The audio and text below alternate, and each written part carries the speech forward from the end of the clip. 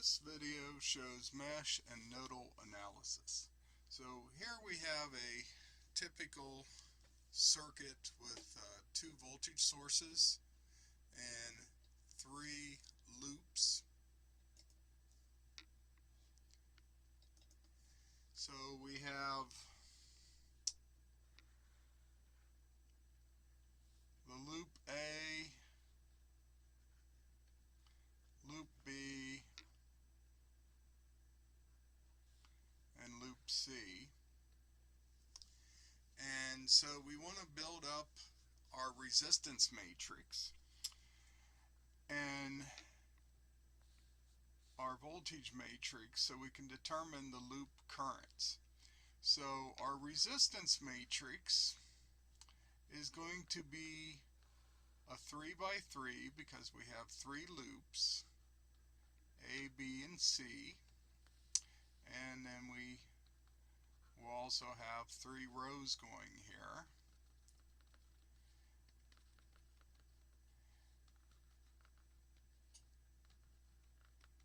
And so for loop A, what we want to do is we look at all the resistors that the loop current A is touching. So we go around the loop and we simply add up these resistors. So we have the R1 and R2 are the resistors, so we have 2 and 6 ohms, which is going to give us 8 ohms. Okay, so we get 8 ohms in there, and then we subtract off all the resistors touching B for the B column here. So we're going to subtract off all the columns touching B, so that's just going to be a -6. And all the subtract off all the resistors touching C, so that's touching A and C together, which of course there's none there, so that's simply a 0. Then we're going to look at loop B, and the first thing we'll look at the diagonal here. The diagonals are always positive and the off diagonals are always negative. So let's do the diagonal first. So we're going to just go around the loop and look at all the resistors that loop B, current loop B, is touching. So that's the 6 and the 4, the 6, the 4, and the 3. So that's going to be positive 13. Then we're going to look and see, well, what is B and A sharing? And as we already saw before, that is the R2 resistor, which is -6. And then we're going to look and see what B and C, loops B and C currents are sharing, and that's going to be 3 ohms. So there'll be a -3 here. Now we'll do loop C, and so we'll do the diagonal first. So we go around the loop and just add up all the resistances. So that's a 1 and a 3 ohm. So that's going to be a positive 4 ohm. Then we're going to look and see what A and C are touching. Well, A and C are not touching at all, so that's a 0. B and C are touching, and they're touching at this 3 ohms. So we're going to subtract off the 3 ohm resistor, and that gives us our resistance matrix. Now, so this is our resistance matrix. If we multiply that times a current, okay, according to Ohm's law, that will give us a voltage, right? R times I is equal to voltage. So our current will be a 3 by 1 matrix here, which will just have the loop currents, which is what we're trying to find. And then that's going to equal our voltage matrix. So then we're going to have a voltage, so we have to find out the voltages. So the first one here is row A, So we need to find all the voltages in row A.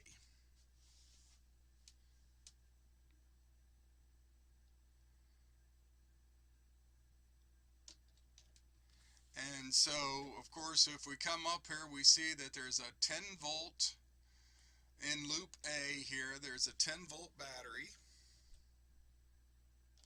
And it's pushing in the direction the loop A current was defined, right? We defined loop A current to be going clockwise, and this voltage is going to push current in that direction. So that gives it a positive. So that's going to be a positive 10 volts. Then we look at loop B. Loop B, of course, here has no voltages in there, so that's simply a 0.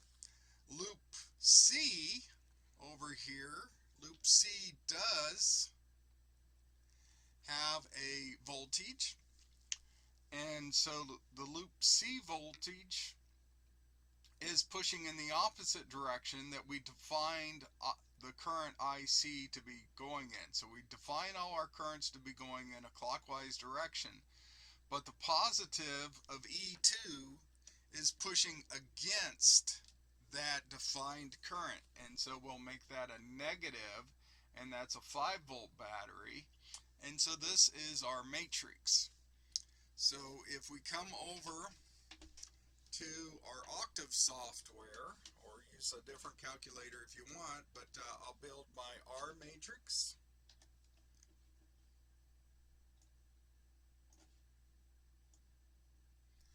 And slide it over here so I can see a little bit better. And see, so we're going to have an 8, comma, minus 6, comma, 0. And we can just hit enter, put the next one, so it's going to be a minus 6, comma, 13, comma, minus 3. Then we're going to have a 0, comma, minus 3, and a 4, and close our bracket. And again, here is our R matrix. The diagonal is positive, and the off diagonals, if they're not 0, they must be negative. And remember that they also have to be symmetric. So here we have minus 6 and 0 going across, and then going down we have minus 6 and 0 going down. So it must always be symmetric. Alright, so then we got to build our voltage matrix. So voltage is a column matrix. So it's a 3 by 1. So we had 10 volts, and then 0, and then a minus 5, and close our bracket. So now we can calculate our loop currents. So we have our loop currents here. I is equal to R, and then we use this backslash V because we're dividing V by R. So you kind of think of R as being on top here, using this backslash symbol here. And so we calculate that, and we get our loop currents. So here are our loop currents. I'll just paste those over here.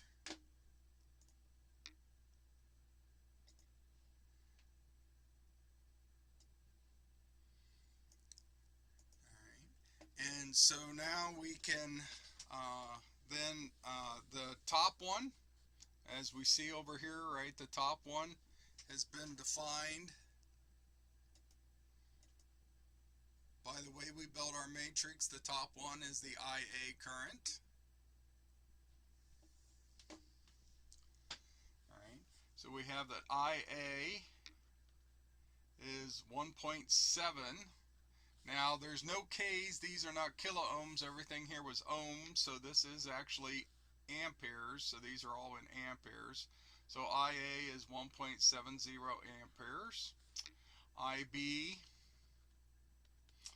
is equal to 0.6 amperes, and IC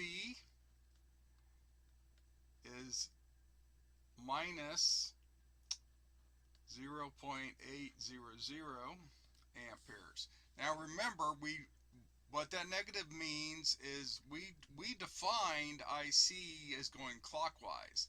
So the fact that we got a negative sign out of this tells us that in fact, because of this 5-volt source pushing in the opposite direction, that the current through resistor R5 will be going from the right over to the left. That's what that negative sign is telling us. Alright, so now I have these nodes here, node A and node B. So what I want to do is calculate the voltage. So what is the voltage at node? I'm going to go ahead and write the word node A so we don't confuse it with a loop A.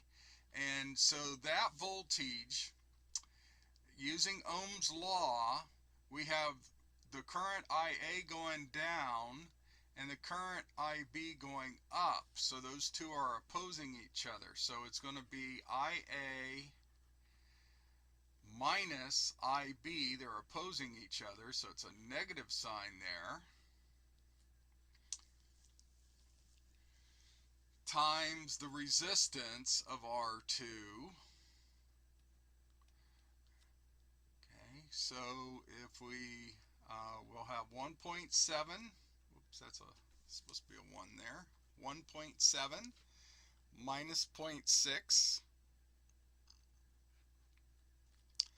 times the 6 ohm resistance. So that's going to be, let's see, so that should be about 6.6 volts. All right, so we're going to have 1.7 minus 0.6 times 6 is 6.6 volts. All right, so notice here, remember we have a 10-volt battery, so if we ended up with something like 66 volts, we know we're off somehow, right? Because where did 66 volts come from? So you can always kind of do these quick little checks to see if the voltage even makes sense. So it's 6.6 volts at node A. Likewise, we can calculate the voltage at node B. And the voltage at node B is going to be IB minus IC, because that's the way we've defined it. Okay. Now remember, the reason this works, we're getting the voltage across the resistor R4, and R4 is connected to ground. So so this is the voltage from node A to ground, or node B to ground. So this is going to be R4 for that. And so this is going to be 0.6 minus a minus 0.8 times the 3.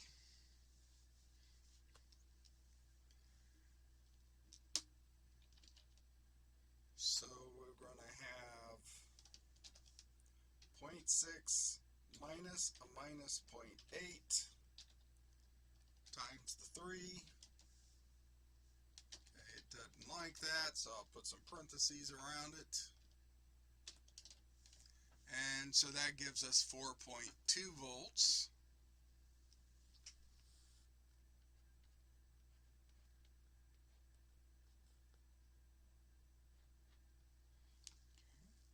And so that is the voltage for node A and the voltage for node B. Now remember, we can always do a quick check by picking any loop. It doesn't matter which loop you choose. You can pick any loop and calculate the voltage drop around the loop. So you pick a node, pick a point, and go around that loop and calculate that voltage, and that will give us the KVL, right? KVL tells us that that's going to be 0. So as we go around this loop here, we should end up at 0. So we already calculated the voltage VB, which we found to be 4.2 volts in this direction. Okay, that was our definition, so it was in this direction. We know that the current through R5 is flowing from right to left, so the voltage there is going to be, the polarities are going to be with the positive on the right side because the current's moving from right to left. And it's only a 1 ohm, so it's really easy to calculate the voltage across R5. So the voltage V5 is the current, which is 0.8 times the resistance,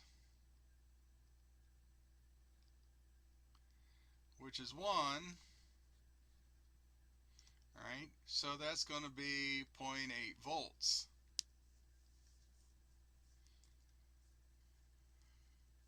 Alright, so now if we go around the loop, as we go up V4.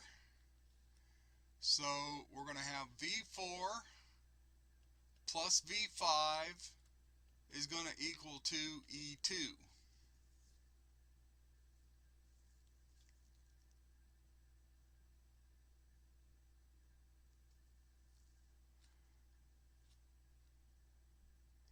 And so that, of course, is 4.2 volts plus 0.8 volts must equal 5 volts, right?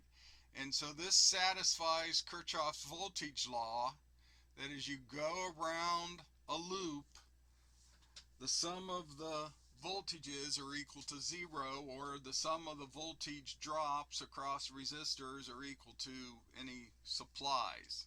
All right, so this makes Kirchhoff happy. KVL is satisfied. All right, so we can always do a quick check on this. Normally just checking one loop will be sufficient. You know, if you satisfy Kirchhoff's voltage law, it's going to tell you that your current calculations were correct. All right, so we have the solution here then for our voltages. We had the voltage for node A turned out to be 6.6 volts. And the voltage for node B turned out to be 4.2 volts.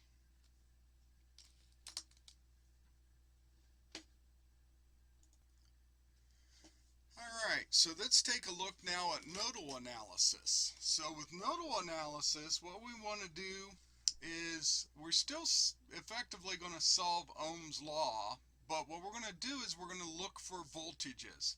So with the mesh analysis, right, up here with the mesh analysis, we calculated the currents. We had R times I is equal to the voltage. With nodal analysis, we have current sources. We have current sources and no voltages. So the first thing you have to do is, if you have any voltage sources, you have to convert them to current sources. And so what I've got here in this circuit is I've redrawn the circuit that we just solved right here, but I took and I converted this resistance and this voltage into a current source. We do that, the resistance is the same, right, but you end up getting a current source or current supply in parallel with that resistance. Okay, and this amount of current we calculate basically by doing Ohm's law. So you take the voltage, divide by the resistance, and that'll give you the current. So 10 volts divided by the 2 ohms would make this a 5 ampere current source. And the positive is on top, which means that the current source is going in the up direction. So this current source, therefore, is going to be a 5 ampere current source. Alright, and so the same thing, if we come over and look at the other side, we have the 5 volt source. And so we're going to replace that with a resistance of the same value in parallel with current source. And again, the positive is up, so the current source is pointing up. And the value of the current source we get from Ohm's law. The 5 volts of the source divided by that resistance, which is going to give us 5 amps, 5 amperes in on the other side also. So we end up getting 5 amperes on both sides. But now you can see that we have node A and B, which are the node A and node B here. That's what we're going to solve for. So notice up here, when we did mesh analysis, we ended up with a 3x3 matrix. But when we switch over and go to nodal analysis, we end up with a smaller matrix. So we only have 2 nodes, node A and node B, that we have to find. We only have to find these 2 nodes. And so therefore we're going to end up actually with a 2x2 resistance matrix, only it's not actually the resistance matrix, it's an admittance. So remember, with mesh analysis over here, we had R times I was equal to V, and the unknown we were solving for was the currents. Well, now we have the currents, we have the resistances. What we need to do is we need to solve for the voltages. And so the equation is technically the equation, right, is 1 over the resistance times the voltage is equal to the current. All right, so we have to do a 1 over R now. And because this 1 over R is what they refer to as the admittance, right? So resistance is the opposition of current flow. The admittance is the reciprocal or inverse of that, which they call admittance. And so if you remember the admittance, the units for that are in Siemens. But we don't really worry about that. What we're going to do here is we're going to build up a 2x2 matrix. Okay. Because I just have node A and node B to worry about, which I'm going to solve for my unknowns, VA and VB, and then I'm going to have my currents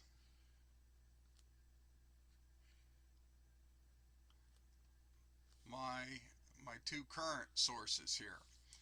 All right, so looking at the admittance, we look at all the resistors touching node A. So I made this like a really bold blue line here, and we just want to look at every single resistor touching node A. So what do we see there? We see that R1 and R2 and R3 are all touching RA. So we have to do a 1 over. Remember, we're doing the admittance piece here, so it's a 1 over R. So this is the big difference between nodal and mesh. So we have to do 1 over R1, which is 1 over 2 ohms, plus 1 over R2, which is 6 ohms, plus 1 over R3, which is 4 ohms. And these are all positives here. Then we're going to subtract off any of them that are touching both A and B. So if they're touching 2 nodes, we're going to subtract those off. So R3 is touching both node A and node B. So we're going to subtract off, but we're subtracting off the admittance. So it's a 1 over 4 to subtract off that R3 resistance. All right, again, we must have symmetry. So we're going to have that minus 1 over 4 down here on the off diagonal so that we have symmetry in the matrix. And then we look at node B, and let's look at all the resistors touching node B. All the resistors touching node B. So that's the R3, so that's 1 over 4. And again, these are going to be positives here. And then there's the R4, which is a 3 ohm, so it's 1 over 3. And then we have R5, which is 1 over 1. Okay, which of course is just 1, but it's best to write it that way to prevent confusion when you're double checking your work. Alright, so now we're looking at the currents flowing into the node. So we're going to look at the current sources here, and we're looking at the current flowing into the node. So this 5 ampere is flowing into node A, so that's going to be a positive 5. And then this current is flowing into B, so that's going to be a positive 5 also.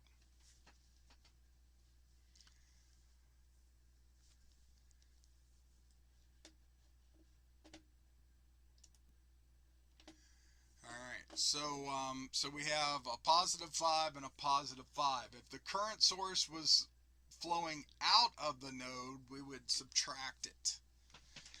Alright, so now all we have to do is just go over to our octave and build this matrix up. So we have our admittance matrix. So I'll write that as A for admittance, I guess.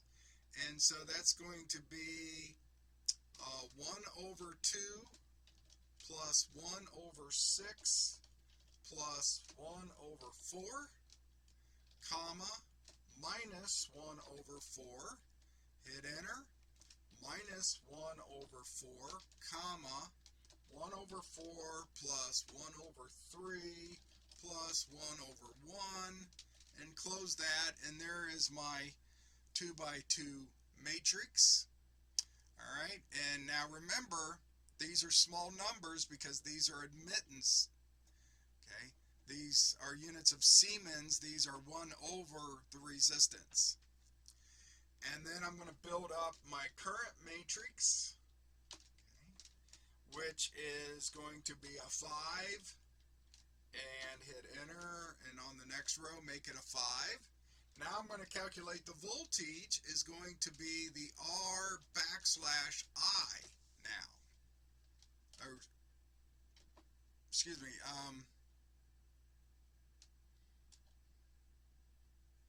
actually it should be the A matrix, right? This was the admittance matrix, not R. It's given me an error because I was trying to use the R matrix. I should be using the A. So it's the A backslash I, and there are the voltages. So if we can, I guess, copy these over here maybe. Alright, so here are my voltages. This is the voltage for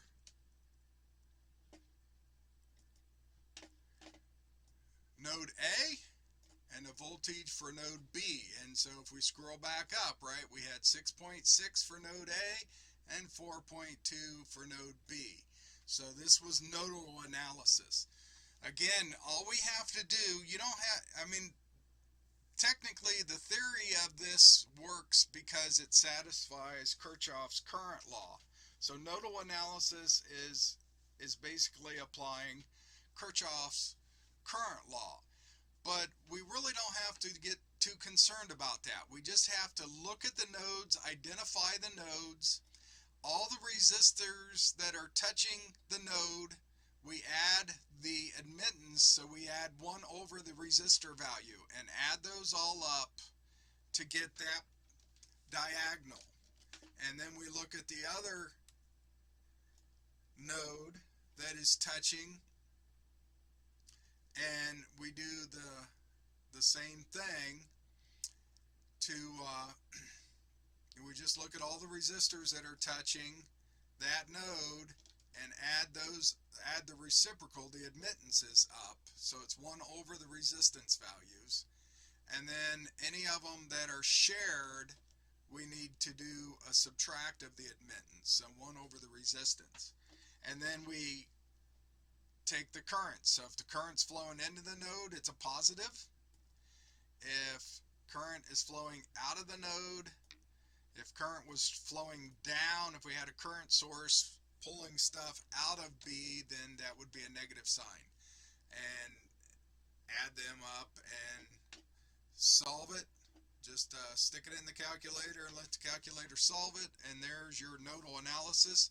The beauty of this is it gives you these voltages right away, so you have all the voltages in the circuit. Now, remember though that our original circuit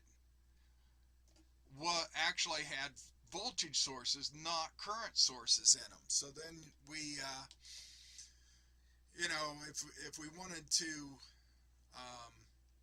find that, we would have to convert this back, but we would know node A, and we know what this voltage would be, and so therefore we could find the voltage across the resistor R1 in this circuit very easily, and so forth. So it really doesn't matter whether you do mesh analysis or nodal analysis. Mesh analysis is applying Kirchhoff's voltage law. Nodal analysis is applying Kirchhoff's current law. A lot of people like to do the mesh analysis because you don't have to do the admittance, so you don't have to do the 1 over piece. However, most of the time your circuits are going to have fewer nodes than they are loops. And so it's makes your building of your matrix a little bit smaller, so it's kind of a wash either way, right? So up here we had to do, we did mesh analysis, we had to do a 3x3 resistance matrix. Here with nodal analysis, we only had to do a 2x2 matrix. So you usually end up with a slightly smaller matrix if you apply nodal analysis. But remember, if you do nodal analysis, you must convert all voltage sources into current sources. Similarly, if you are going to do mesh analysis and you have current sources, you're going to have to take the current source and a resistor in parallel with that current source and convert that into a voltage source. And that's easily done just by taking that resistor and the voltage source or current source, whichever way you're doing, and applying Ohm's law and finding the other value. So it's very, very easy to do a source conversion and choose mesh or nodal analysis as you deem fit.